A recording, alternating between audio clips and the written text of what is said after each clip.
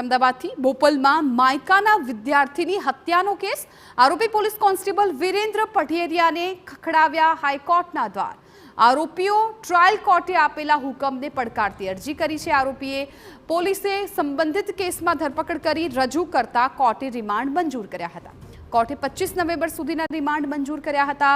મેજિસ્ટ્રેટે આપેલું હુકમ ભૂલ ભરેલો હોવાથી તેને રદ કરવા અરજીમાં માંગ કરી। પોલીસે હથિયાર ન મળ્યું હોવાના આધારે રિમાન્ડ માંગ્યા, જેમાં મારી હાજરીની કોઈ આવશ્યકતા નથી તેવું અરજદારે કહ્યું। પોલીસે મૃતક અને મારી કોઈ લિંક હતી કે કેમ તે ગ્રાઉન્ડ પર રિમાન્ડ માંગ્યા છે, જેમાં મારી હાજરીની કોઈ આવશ્યકતા નથી। આરોપી પઢેરિયાની અરજી પર આગામી દિવસોમાં સુનાવણી હાથ ધરાશે।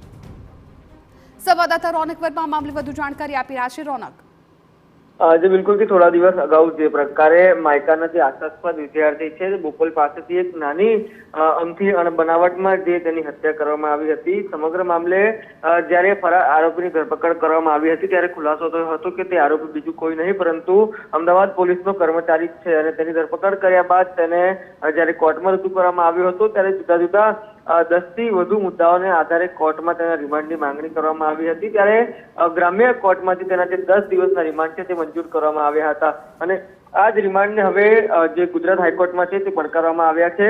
વિરેન્દ્રસિંહ પઢેરિયાએ જે અરજી કરી છે તેમાં કહેવું છે કે જે પ્રકારે અલગ અલગ રાજ્યમાં તેમને જવામાં આવ્યું અને હથિયાર ક્યાં ફેંક્યું છે તેની જાણ નથી, પરંતુ પોલીસ જે હથિયાર શોધવાની વાત તેમાં મારી હાજરીની કોઈ પણ પ્રકારની આવશ્યકતા નથી। આ ઉપરાંત જ્યારે હત્યા થઈ તે પહેલા આ બંને વચ્ચે કોઈ પણ પ્રકારની માથાકૂટ થઈ હતી કે કેમ, કોઈ લિંક હતી કે કેમ તે અંગે પણ પોલીસે તપાસ કરવા માટે રિમાન્ડના મુદ્દા મૂક્યા હતા, પરંતુ આ પ્રકારે કોઈ પણ તપાસ કરવી હોય તેમાં પણ મારી હાજરીની કોઈ પણ પ્રકારની આવશ્યકતા નથી કે આટલા તમામ મુદ્દાઓને લઈને ગુજરાત હાઈકોર્ટમાં જે અરજી છે તે કરવામાં આવી છે અને જે 10 દિવસના રિમાન્ડ છે તેને પડકારવામાં આવ્યા છે।